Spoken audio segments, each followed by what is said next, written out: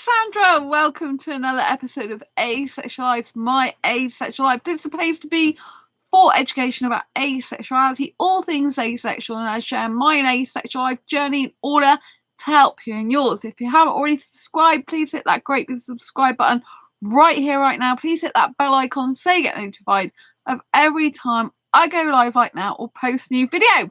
So in today's video, we're going to be discussing, should you have a sexual orientation label? Should you have an asexual label? And the pros and cons of having a sexual orientation label / asexual orientation label. First of all, if you didn't know who I am Sandra Bellamy, author of this awesome Asexual Perspectives 47 Asexual Stories book, and also the author of Fibro Self-Help Handbook. So let's crack on with today's show. Welcome, welcome, welcome. So, yes, should you have a sexual orientation identity label? As in, should you have an asexual orientation identity label, as we cover asexuality on this channel?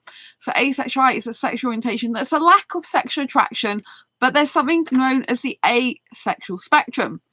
The asexual spectrum is basically all the different types of subcategories of asexuals, although there's a lot more, I'm sure, because it's all the nuances, the little bits of detail to do with, how you are attracted or not attracted to someone.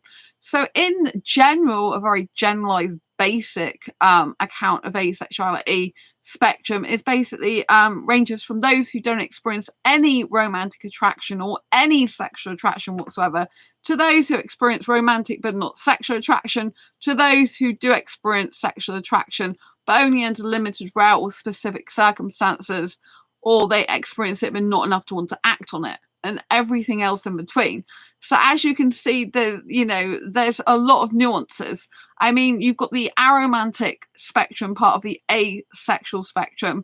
So although, like I said, you can have people that don't experience any romantic attraction or any sexual attraction, there is nuances with the low end of romantic attraction and no romantic attraction. So for example, with aromantic asexuals, often pronounced aromantic asexuals, you can get those that are grey romantic. This means they do experience romantic attraction, but it's infrequent, not enough to want to act on it, that type of thing.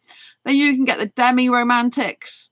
They are just the same as other aromantics. They don't experience any romantic attraction, but with the difference, they do experience it if and when a deep emotional bond has been formed. They're capable of doing that.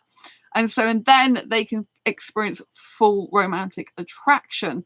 And then you've got the cupioromantics. They desire a romantic relationship despite experiencing zero romantic attraction. So, you could get a person who is grey romantic, but then is also demiromantic, because they're grey romantic as in they experience romantic attraction infrequently or under limited, rare circumstances, not enough to want to act on it. But once they form that deep emotional bond, then they're like, oh, fully on in there with the romance, and they do want to act on it. They do want to be in a romantic relationship with that someone special to them. And usually with a demiromantic, that person will be even more important in terms of romance to them, more special in terms of romance to them, because not more special than their friends, because they value their friends highly, but more special in a romantic sense, because it's not very often they feel that way unless they've got this deep emotional bond. In my experience of demiromantics so far today, I've only had like 2 major experiences personally with them myself, but both of these people, they could only love and be romantic towards one girl at a time, which I really love that quality about a demiromantic. But obviously they still have the aromantic aspect to them, so they're still more used to having deep committed friendships and companionships and romantic relationships. So there is that, whereas as a romantic person like myself, very fixated on romance, but I still love my friends dearly. At the moment, I'm not even doing dating or looking to get into a relationship anymore.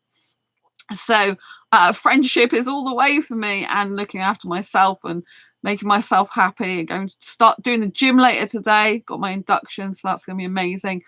So yeah, and then obviously, like I said, the romantics. I mean, you get different types of romantics. Romantic asexuals are attracted to opposite gender, which is what I am, a heteromantic. Sorry, heteromantic, hetero meaning the opposite gender.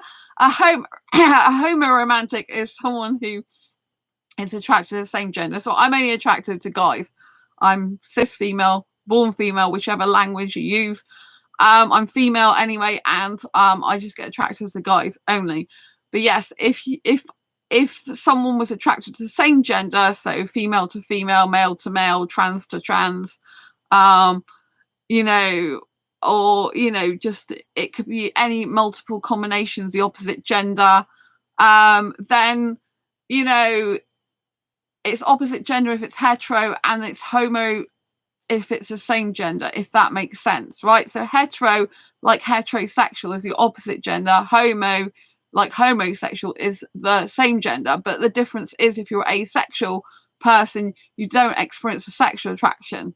So you just a romantic attraction in the case of a heteroromantic or a homoromantic. But you can also have a panromantic, which is the romantic equivalent of a pansexual, and you can have biromantic, that's the equivalent of a bisexual, but again, they don't experience sexual attraction. A panromantic and a asexual and a biromantic asexual doesn't experience sexual attraction, because you can also you could also have someone who's heterosexual but they're panromantic. So what I mean, they get romantic attracted to multiple genders, but they're only sexually attracted to, for example, if they were hetero romantic, they'd be attracted just to the opposite gender. But if they were pan romantic, they'd be attracted to multiple genders.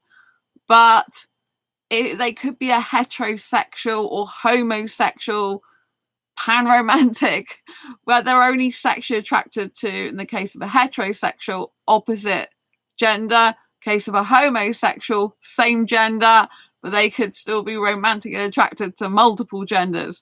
So it isn't just exclusive to asexuality, the panromantic, the homoromantic, but it tends to be associated specifically with asexuality more than anything, because sexuals, like heterosexuals, they don't really separate romantic attraction from sexual attraction. It's kind of all lumped together usually.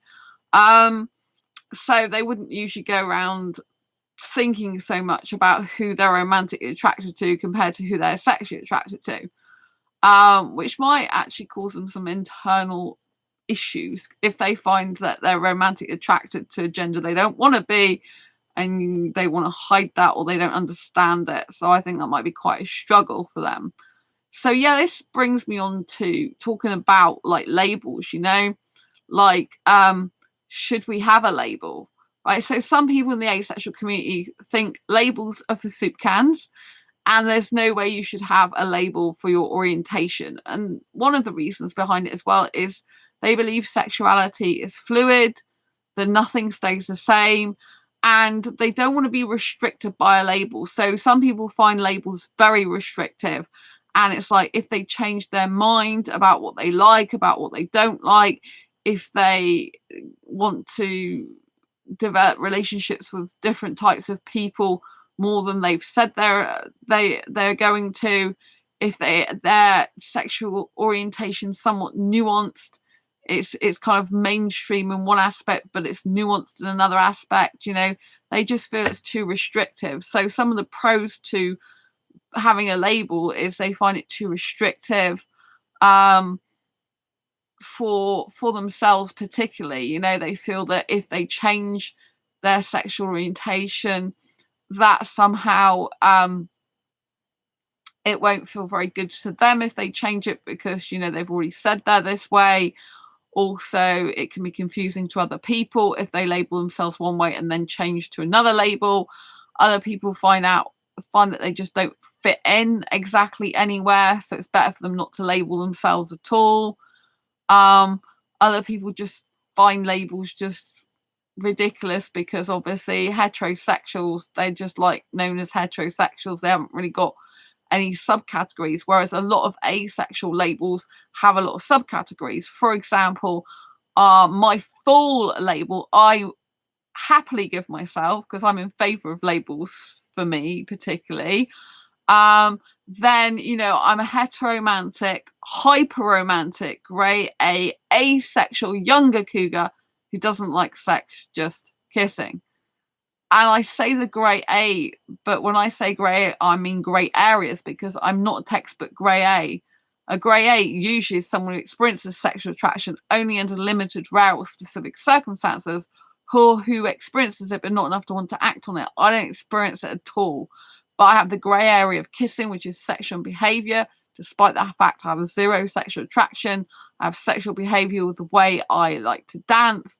Sexual behaviour probably with the way I like to sit on my guy's lap, in between his legs, kiss and cuddle him. You would think from an outside point of view that I look like a sexual person. I've had the DJs in nightclubs before saying, get a room to me and the guy I've been kissing.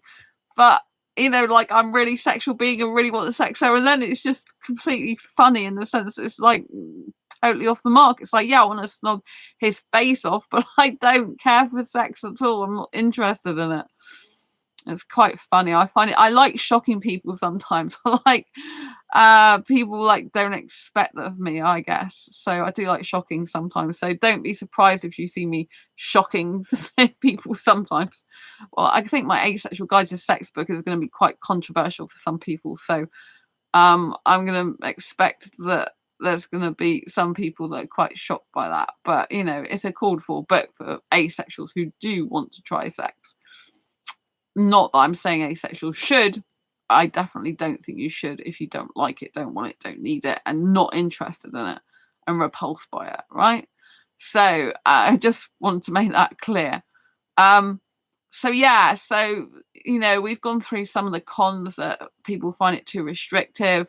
They don't actually feel they fit in exactly anywhere. So, I don't fit in exactly 100% anywhere because I have sexual behavior but zero sexual attraction. And, I just like kissing for hours. It's very unusual for an asexual to be that way and to like a lot of close physical contact without taking your clothes off. It's kind of very unusual.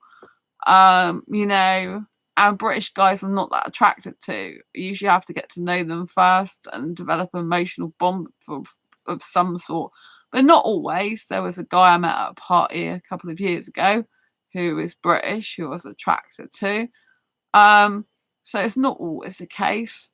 And at a nightclub, I let a young guy kiss me who was British, which was kind of weird, but it was nice. It was nice little kisses. But yeah, I'm digressing here. But so yeah, you've heard some of the like cons, if you like. Some of the pros to label. First of all, I love the fact that if you give yourself a label, it is so much easier for someone on an asexual dating site to actually be able to understand straight away if there's a chance you'd be compatible or not. There is absolutely no point in me approaching a guy who's a homoromantic, as in interested in guys. Do you know what I mean? So if I was on an asexual dating site and guys don't put who they're attracted to and don't give any, don't say anything in a bio about it, then it means that I'm going to be messaging them thinking there's a possibility. Not that I'm doing that at the moment because I'm not doing dating relationships anymore, but it just like is very good to have a label for a dating site, because if I say I'm a hyperromantic, that's ultimately going to put off anyone who's not romantic. If I say I'm a hyper kisser, it's going to put off anyone who isn't a kisser, isn't into kissing, which is what I want. I want to put off the people that are not suitable for me, right? You don't want everyone coming at you. I'm attracted to guys. If I didn't put who I'm attracted to, I'll probably get women in my inbox. Not that I don't get them already sometimes. Do you know what I mean? But it's just like, a label is not just for yourself. It's for other people to understand you better and to have an idea of who you are, you know? That's why it's a benefit. Also, it can give you clarity, you know? If you're really confused all the time and you're kind of chopping and changing, it can be really difficult for you. You have to understand there's something called aseflux, which basically means that you can actually have a sexual orientation within the asexual spectrum. That is a fluctuation. This is the actual sexual orientation itself. So aseflux has two meanings. One is you fluctuate up and down the asexual spectrum. So basically you could experience no sexual attraction whatsoever. And then, you know, then you could experience it under limited, rare or specific circumstances. Or you could like experience like no romantic attraction. Then in certain circumstances you do experience romantic attraction, and you know what I mean? You could just fluctuate. And then the other aseflux is when you fluctuate between the asexual spectrum and the sexual spectrum. So you fluctuate between don't experience any sexual attraction for months, and then all of a sudden you start experiencing it again. That type of thing. So yeah, these would fall under the grey asexual end of the asexual spectrum. So you know, it's better to have a label, I think, personally, if you want to help other people get clear on who you are, who you're attracted to, who you're not attracted to, specifically on dating sites. It's good to have clarity yourself, you know, and you can still change your label. You shouldn't have a fear of changing it if it doesn't fit you anymore. And, you know, but people find that if they label themselves, they have a fear of changing it. Like, what will people think? What will people say? So it's easier to just not have a label. Then people can't accuse you of, oh, you didn't really mean it. You weren't really being true. You weren't really being honest, because now you're something different. But, you know, asexuality is a journey of discovery, and it can take some time to understand yourself fully and who you are and who you're attracted to and who you're not attracted to. So, you know, you've got to cut yourself some slack there, you know. It's quite possible that some romantic asexuals, for example, who don't experience any sexual attraction could find themselves being a demisexual, and then, you know, that means you're only sexually attracted to someone who you formed a deep emotional connection with. If you have never formed a deep emotional connection with someone in all your life, and then all of a sudden you've known this person like for a couple of years, and all of a sudden you experience sexual attraction towards them, then you'd be but you know, because you've got an emotional bond with them, then you'd be a demisexual. But it's still in the asexual spectrum. But yes, you might get people who are like not so nice about that because you've changed. But you know, it could happen to anyone, really. Do you know what I mean? Anyone really in the asexual community has the potential to become a demisexual and not realize they're going to be that, because you know, the rest of the time you don't experience any sexual attraction, so you wouldn't know really unless it happened to you that you're definitely demisexual, if you know what I mean. Apart from the people that do know they're demisexual already. But if you don't believe you're demisexual, I'm not demisexual, for example, but I do sometimes think, would that ever happen to me? So far, it's not. And I've always checked myself a bit. If I've been with a guy, I'm like, are you sexually attracted to him? And I'm like, no, I don't want sex with this guy. I'm not going to need urge want for it. No. So yeah, it's good to like ask yourself the question, but anyone could potentially become that if they, you know, if it happens that way, you know. So you have to cut yourself some slack, and I would hope that your friends and family and whoever is in your life would accept if your label changes. I mean, I knew someone in my old job, I think I mentioned this before, who was female, and she was a lesbian, and she hated this guy she worked with. And then as time progressed, she ended up marrying him with a kid. And it's like, but you're into women. What happened? And also there's someone I knew from primary and secondary school, and she was always into guys when I knew her, or that's what I thought she was into. And we used to go together, I used to go back to her home in school, like the secondary school. I used to go for lunch break to her house, and we used to eat food together, and she used to watch Roxette and fancy the guy called Pear off there, and she was crazy about him. And then when I discovered later on that she's like basically got a female partner, I think she's married to her, then they've been together for years. I'm like, I never even knew you were into women. Then I said to her, oh, we're at school, did you fancy me then? She said, no, you just made me feel good that I could be myself. I'm like, oh, that's really nice. I just had to ask the question because obviously I was going back to our house every single day years ago, and that was not normal for most people to do that. But yeah, it's very interesting. So people can change, or people come out as who they truly are in the end, So I just think that, I would hope that anyone who's got asexual friends who changes their identity, their identity does shift somewhat, that you just accept that and just understand that sometimes that happens with some people, I like labeling myself because especially when I give my full title of younger cougar, I put that on there specifically so that older guys won't contact me. Because a cougar, in sexual terms, a cougar means you're sexually attracted to guys in their 20s. But I'm an asexual cougar, not a sexual cougar. So I'm attracted to guys in their 20s romantically, not sexually. But I like to put that in my title sometimes because I don't want older guys contacting me because I'm not attracted to older guys. And it just makes me feel yuck, usually, if I'm not attracted to older guys and they're trying to contact me. So I just want to put that in my profile so I don't have to bother with loads of older guys going after me who I'm clearly not interested in. So, and I like giving myself a label because it's easier for people to understand straight away where I'm coming from, what I'm like, who I'm attracted to. And, it wards off the people that you don't want in your life, and it should encourage or attract the people you do want. And at the end of the day, that's the most important thing. So I hope you've enjoyed this video. I'm sure you've got some more pros or cons of your own. Please put them down below in the comments. I'd love to hear from you.